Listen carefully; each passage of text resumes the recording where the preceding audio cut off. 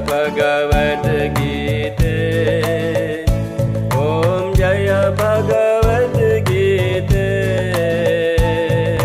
Hari Hiya Kamala Viharini. Hari Hiya Kamala Viharini. Sundara Supunite. Om Jaya Bhagavad Gītā.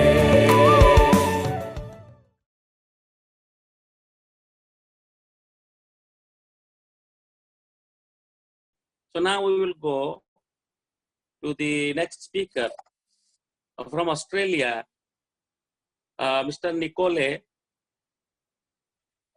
Gayatri, Trishi. Nicole and Gayatri, Trishi, are you here? If not, are you here? I'm here. Okay, yep. Okay. The floor is yours. And I'm here. Okay. Gayatri, so you can go after me, yeah? Yes. Yes. Now. Okay. So can you mute yourself? Okay. Okay. Okay. Good evening, namaste, Om Swastiastu, and greetings. Thank you to the esteemed organizers of the International Bhagavad Gita Conference, Jaya Bhagavad Gita. My eternal gratitude and grace to Guruji, Prabhu Dhammayasa, fellow participants, and all viewers in all times. My name is Ma Durgaji Ibu Jiro Putu Widiani Nicole Phoenix Starr. I'm a spiritual teacher who's born in Australia and I live in Bali. I have students all around the world and I teach the lineage of Raja Tantric Yoga. Thank you so much for your attention. So for reference today, I am speaking specifically about chapter 3, verse 22. I will save the Sanskrit pronunciation. So the English pronunciation, or translation rather, is all activities are carried out by the three modes of material nature. But in ignorance, the soul, deluded by false identification with the body, thinks itself to be the doer. So basically, my interpretation of this stems from, in all prayers across all religions, there is mention and prayers to Mother Nature and to our earth. Yet many of these prayers are simply words and are missing the action to fulfill the prayers. To say one has respect and honors Mother Nature, yet trashes and harms her, is someone who is not sincere in their prayers or intention. So I turn to the Bhagavad Gita for insight, and I have found in this sloka much inspiration. I have no doubt we can all agree that the natural phenomena of our universe is not directed by humans. It is performed by Prakriti, or as most of us know, the name of Mother Nature. The laws of nature far exceed the power of the human being. So now for the actions of our body, most people usually divide them into two categories. The first being natural biological functions, such as like digestion, blood circulation, heartbeat, which we do not consciously execute, but which occur naturally. The second being actions such as speaking or hearing or walking or sleeping, and that we think we perform. But these categories of works are actually performed by the mind, body, senses mechanism. And once we are aware that we don't have free will over these or anything for that matter, we can deeply understand the human experience. Now, everything is consciousness moving through every atom of everything. This is the expression of Prakriti, or nature. It is composed of the three gunas, which are the tendencies or modes of operation, as we know, are known as rajas, which is creation, sattva, which is preservation, and the tamas, which is destruction. So rajas is association with concepts of energy, activity, and passion, so that depending on how it's used, it can notably have either a supportive or hindering effect on the evolution of the soul. Now, sattva encompasses qualities of nobleness, its light, and its harmony. The tamas is commonly associated with inertia, darkness, insensitivity. Now, souls who are more tasmatic are considered imbued in darkness or separation and have that ego focus and take the longest to reach liberation.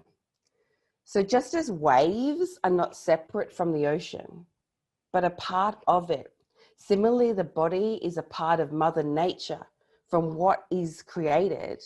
Hence, the material energy of this sloka is the doer of everything. And this is what we call essence nature.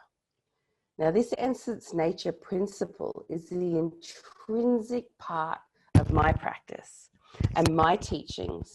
And that still point we can return to consistently to bring us back to awareness consciousness and not into the mind separation of illusion.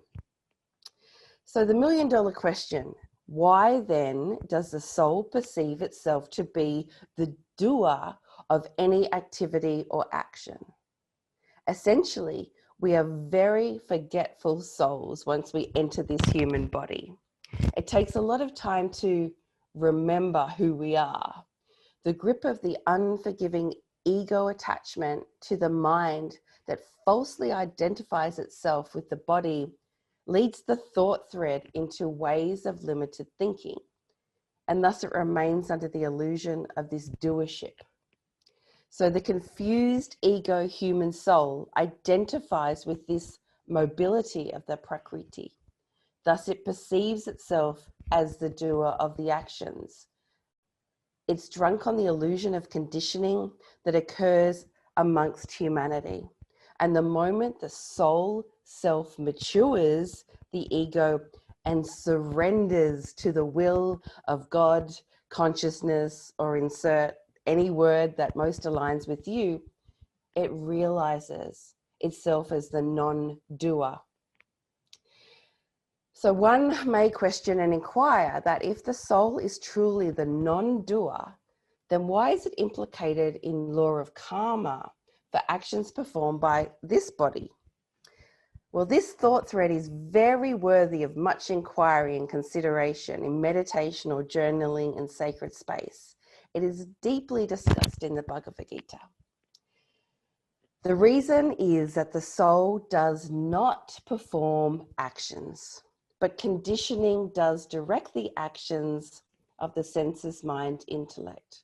For example, a chariot driver does not pull the chariot himself, but he does direct the horses, and they become a unified dance of consciousness.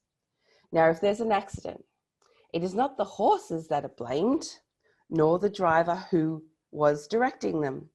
Rather, it's a combined consequence of all involved. The unity imprint beyond one single unit. And this consequence is both complex and simple. We are all in the realm of cause and effect. And thus the experience is because of everything that's ever happened. And the entanglement of our combined karma is impacted. So similarly, the soul is not responsible for the actions of the mind-body mechanism because the senses, mind, intellect work on receiving inspiration from the soul. And if we're able to operate from this place, we will be far more responsible in all aspects of our contribution to the entire cosmos.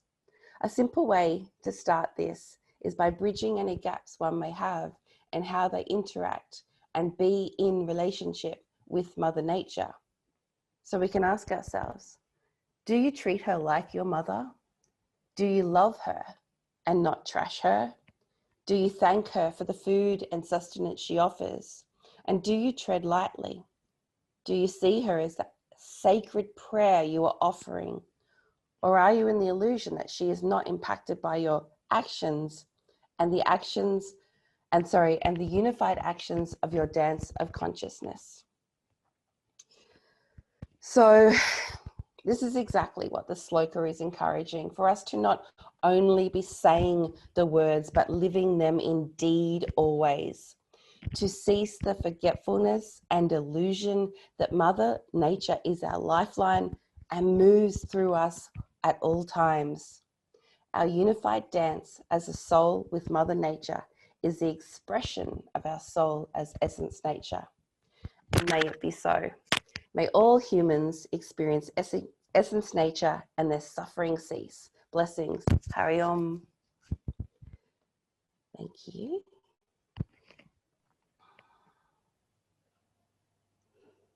Yes.